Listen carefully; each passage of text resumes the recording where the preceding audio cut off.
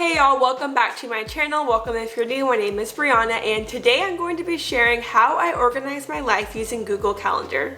So first thing, the reason why I chose to use Google Calendar, I have tried everything from a paper planner, bullet journaling where I handwrite all of the calendars, and also I've even tried a digital bullet journal on my iPad, but I am super indecisive and I'm just really trying to figure out what works best for me. So as of right now, Google Calendar is the most organized and simple way to plan out my day-to-day, weekly, monthly, just organize my life in general. Also, why did I choose Google Calendar over Apple? So if you are not new to my channel, you may know that I pretty much have Apple everything from my MacBook to my iPhone, Apple Watch, my iPad is back there. But the reason why I prefer Google Calendar is just the aesthetic. It honestly just looks so much better than the Apple Calendar, and that's kind of the main reason. The features are pretty similar, but just from trying both, Google Calendar just seems to fit better with what I'm looking for and just the way that I visually want to see everything. So that is why I chose Google Calendar. You don't have to have an Android to use it. I have it on my iPhone, my MacBook, my iPad. So without further ado, here is how I organize my life using it. Okay, so down here I have my MacBook, and this is what my Google Calendar looks like. So the first thing that I do is I create different calendars to basically organize different areas of my life, and I also give them fun names just to make it more interesting. So right now the calendars that I have, so first is personal, that's just like things in my daily life, like maybe it's a family member's birthday, I have a dentist appointment, just general things like that. The next one is for my social media, so by Brianna Stone is mostly for YouTube, but also just TikTok, Instagram, all of my social media things. Next is for travel, catch flights, not feelings.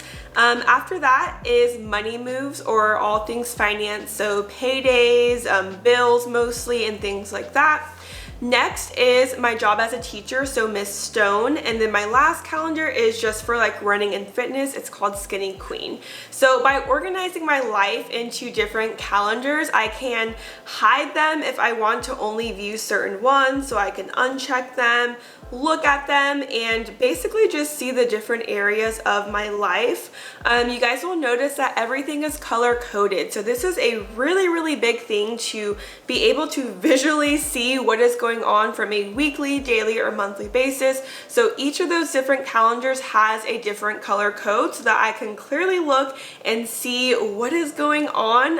I see lots of green. I know that I have lots of bills due and just things of that nature. So whenever you make a calendar, you can name it whatever you want. You can also change the color, and Google Calendar gives you these boring default like red, orange, yellow, blue, green, purples. But you can also look up a hex code and add your own color in. So for me, I like everything to be more pastel just so that it's not like really loud and vibrant like the default colors are. So if you Google pretty much any color and just Google hex code after, you can just copy and paste that hex code in. So like if I Google pastel, oops, I cannot spell, pastel blue hex code, and then you can just find a blue that you like. You can click on a couple of links, and then you're able to just copy and paste that code in. So when you're in the color settings, you just click that plus sign. You can move around the little circle to make your own color, or you can just find one and just copy and paste the hex code in. So by having everything nice and labeled and color coded, it just makes it really easy to see what is going on in my schedule. So something else about creating different calendars is that you also have the ability to share calendars. Right now, I am not sharing a calendar with anyone, but let's say you want to share a calendar, like your work calendar, with your spouse or your family so they know like when you're busy, what you have going on. Something that I might do whenever I do go on my next trip by myself is I probably will share my travel calendar with a couple of friends and family members just so that they know exactly like where I'm going and what I'm supposed to be doing just for safety reasons. So within the calendar, you can either create events that are all day long, or you can set times to them. Most of mine are just all day long so I can see what's going on. So for work, I have important dates. For all of my bills, I just have it set to all day so I can see when those bills are due. I also like to put the dollar amount just so that I know. And I have my own like emoji system developed. So at the end of each bill, if it is a bill for business, so for YouTube, I have a little star at the end. Once that bill is paid, in front of the title of the bill, I put the green like check mark emoji so that I know that bill has been paid. That has been a pretty good method, so I can just quickly look and see if I prepaid any bills or if there's anything coming up that I do need to pay. Other than that, I pretty much only set times for things like meetings, or for school. As a teacher, I'll have, oh my gosh, sorry guys, it is snowing. I live in Texas. It never snows and it's starting to snow really hard.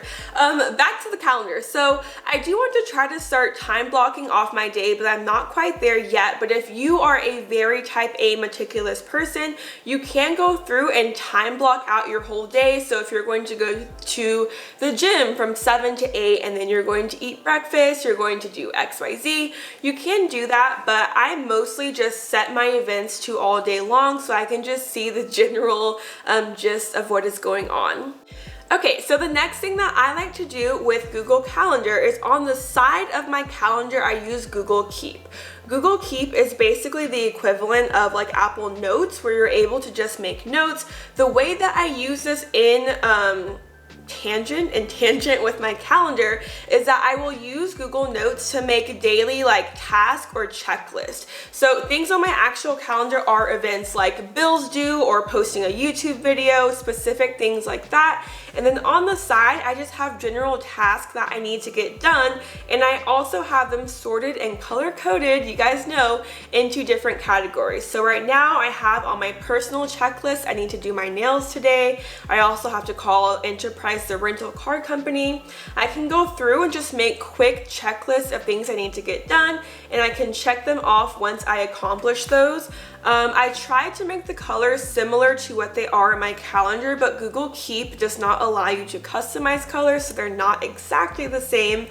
So just general checklists, like for social media, I need to plan out my February content, finish a sponsorship deal. So this is really helpful just to kind of check off and have a to-do list of general things. I'll put if I have to buy groceries or do laundry, call my grandma. So things like that on the side that I can see right next to my calendar.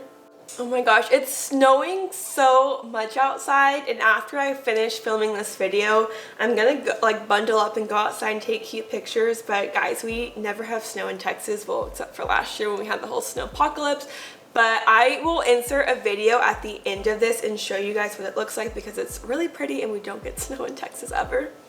So a couple of other things, tips and tricks that I use for Google Calendar is that you're able to add links and also addresses into an event. So if I'm going to a place that I maybe don't know where it's at, I can just copy and paste that address in there, and from my phone I can just click on the event and be able to pull up Google Maps.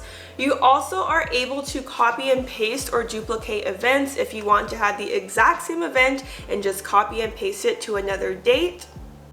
Another thing that I do is create reoccurring events. So let's say on the 1st of every single month, my bill is my rent, which is true. I can create that event on February 1st and just mark it to repeat on the 1st of every single month, so that I don't have to keep recreating that event for March, April, May, and so on. I also do this for things like birthdays to repeat annually, and mostly for bills, it's really helpful to have that same thing reoccurring every month. Let's say on the second Tuesday of every month you have church or Bible study or something like that. You can just go in and create a reoccurring event so that every single time it just keeps repeating. You can either put an end date on it. So if I have a meeting every Monday until the end of the school year, I can have that reoccur until May 31st or whenever the last day is, or you can put no end on it so it just keeps reoccurring until you stop it. And if you have a Gmail account, which I think most of us do use that for email, it will automatically add in or suggest events that come in through your Gmail. So for example, I had a dentist appointment scheduled and they sent me an email confirmation, and my Google Calendar automatically added that into the date and time. If it for some reason pops up and you want to change it to another calendar, you can just duplicate that event and change the color or change the calendar for it. Okay, and last thing with the desktop app, our keyboard shortcuts are so convenient. So the main ones that I use are switching from different views from month to week to day. So if you hit, I cannot talk. If you hit the W key, it will change to week view, so you can see Sunday through Saturday or Monday through Sunday if that's how you have it. If you hit the D, it will change it to day view, so you can see time by time of this specific day. And then M will take you back to month view. There are some other shortcuts, but those are the main ones that I use to hop through the different calendar views. Most often I like it on monthly view so I can kind of see an overview, but I will switch it to week view just to kind of see more of an hourly schedule. And of course, once you spend all of that time making your calendars and color coding and putting all that in, there really is no point unless you are actually looking at and going through what you made in your calendar. So if I'm not on my laptop, I also have the app on my phone, and I'm able to go through and see a preview of what is going on for today and tomorrow, and also the monthly calendar. So I have an iPhone, and I just added the Google Calendar app as a widget to my home screen, and I have the widest version so that I can see the entire month view, and it also will tell me what is popping up for that day, if there's an all-day event, or it will go time by time for what's going on. So super useful, and I do have my notifications on my phone turned on so that I can get notified for any events popping up.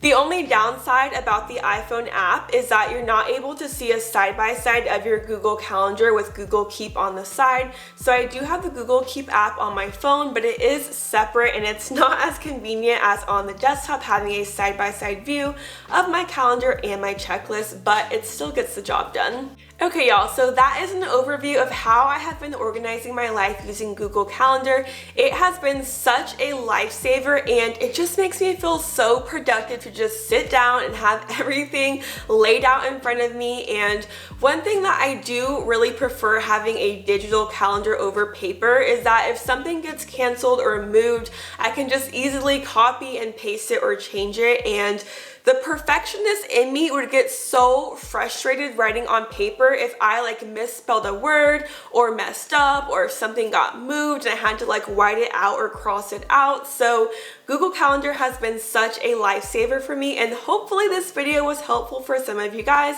If you have any questions, comment down below, and be sure to subscribe to my channel. I post a new video every single Sunday, and I will catch you guys in next Sunday's video. Bye y'all. Oh, cue clips of me going into the snow.